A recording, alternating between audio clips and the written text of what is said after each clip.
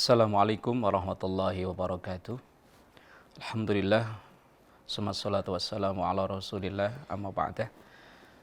Saudaraku, pemirsa Sinpo TV dimanapun berada, melanjutkan kajian kita dari kitab Minhajul Muslim di hari yang ke-7 di bulan suci Ramadan tahun ini, yakni tentang fi syurutis saum, tentang syarat-syarat puasa. Bahwa syarat-syarat yang harus dipenuhi bagi orang yang ingin puasanya itu benar adalah yang pertama, yushtaratu fi wujubi shaumi 'alal muslim. Disyaratkan puasa atau diwajibkannya puasa itu kepada orang yang beragama Islam. Jadi yang bukan Islam tidak diwajibkan untuk berpuasa, tapi kalau memang mereka mau menjalani puasa ya silahkan, karena mungkin ada alasan-alasan lain. Kemudian ayyakuna akilan, orang yang berakal sehat. Dalam Islam, hampir semua ibadah itu disyaratkan dengan akal sehat. Maka orang yang tidak berakal tidak ada kewajiban untuk beribadah, termasuk ibadah saum ini. Balighan, orang yang sudah baligh. Maka anak-anak kita yang masih sebelum masuk usia baligh tidak ada kewajiban untuk puasa, tetapi mereka kita latih agar nanti ketika masuk usia baligh mereka terbiasa untuk menjalani ibadah puasa. Ini berdasarkan hadis Rasulullah SAW, rufi'al qalamu an thalathin, bahwa catatan amal itu tidak berlaku an salasin untuk 3 kelompok orang. Yang pertama, anil majnuni hatta yafiqa, orang gila sehingga ia sembuh. Maka orang gila itu tidak ada beban taklif apa-apa, bebas mereka. Maka kalau ada orang pengen bebas, ya gila. Kalau orang masih akalnya sehat, masih ada ikatan aturan baik dari agamanya, dari negaranya maupun dari sosial kemasyarakatannya. Kemudian wa anin naimi hatta yastaiqadha, orang tidur sehingga ia bangun. Maka orang tidur itu tidak terkena hukum apa-apa. Ia melakukan kebaikan, misalnya ngelindur, melakukan kebaikan, tidak ada nilai pahala. Dan yang ketiga, wa anis sabiyyi hatta yahtalima, anak kecil sehingga ia baligh. Maka 3 orang ini melakukan apapun tidak ada nilai pahalanya dan juga tidak ada dosanya. Kemudian syarat yang selanjutnya, wa in kanat muslimatan yushtaratu laha fi sihhati saumiha an takuna tahiratan min damil haidi wan nifasi. Bagi seorang muslimah, syarat puasa itu ditambahkan ia dalam keadaan suci dari haid maupun nifas.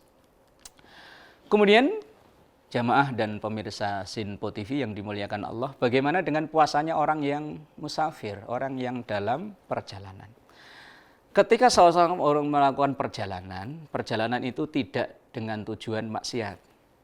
Ia melakukan perjalanan itu karena pekerjaan, karena silaturahim atau lain sebagainya, maka boleh untuk ia tidak berpuasa.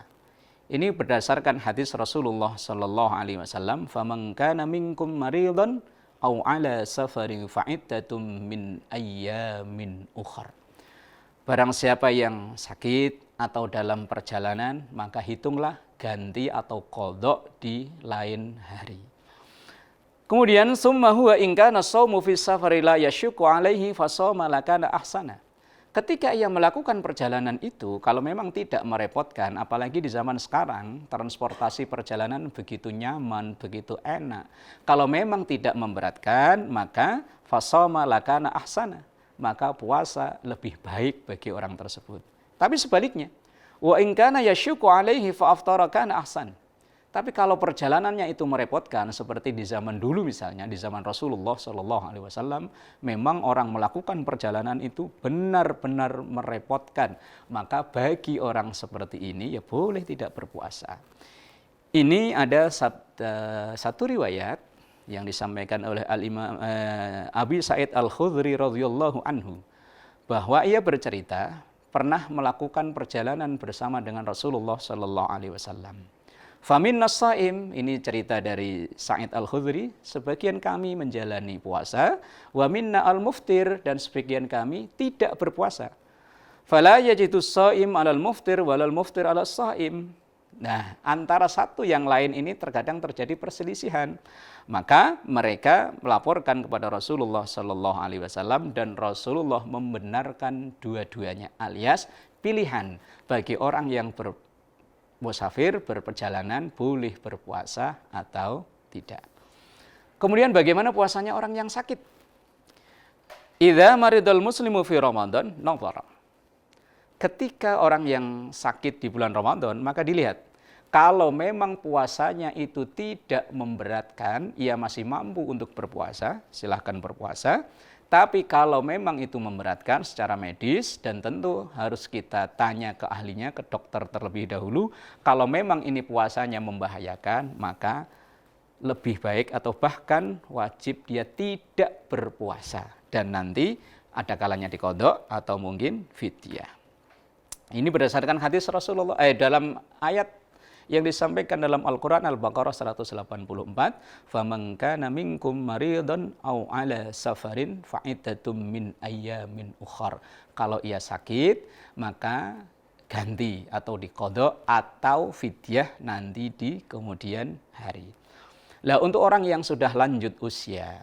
Nah, bagi orang yang lanjut usia ini tidak dibatasi atau tidak didefinisikan dengan jumlah umur, tetapi dari kemampuannya. Ada kalanya orang yang sudah lanjut itu fisiknya masih bagus, tapi daya ingatnya berkurang. Atau sebaliknya, daya ingatnya masih bagus, tetapi fisiknya nggak kuat lagi. Maka seperti ini boleh tidak berpuasa dan wajibnya hanya membayar fidyah. Lah, lalu puasanya orang yang hamil dan menyusui. Ketika orang hamil dan menyusui itu tidak mampu untuk berpuasa, silahkan tidak berpuasa. Tetapi apabila ia mengkhawatirkan kondisi anaknya, dirinya bagus saat hamil, dirinya bagus saat ia menyusui, tapi kondisi anak dan kandungannya lemah, maka boleh tidak berpuasa. Lah kalau ini yang terjadi, maka nanti wajibnya mengqadha dan juga membayar fidyah. Dan juga bagi orang-orang yang tidak berpuasa, tidak mengqadha, nah ini nanti yang berbahaya. Maka jamaah yang dimuliakan Allah, semoga kita menjadi hamba-hamba Allah yang terus melakukan perbaikan. Amin ya rabbal alamin. Assalamualaikum warahmatullahi wabarakatuh.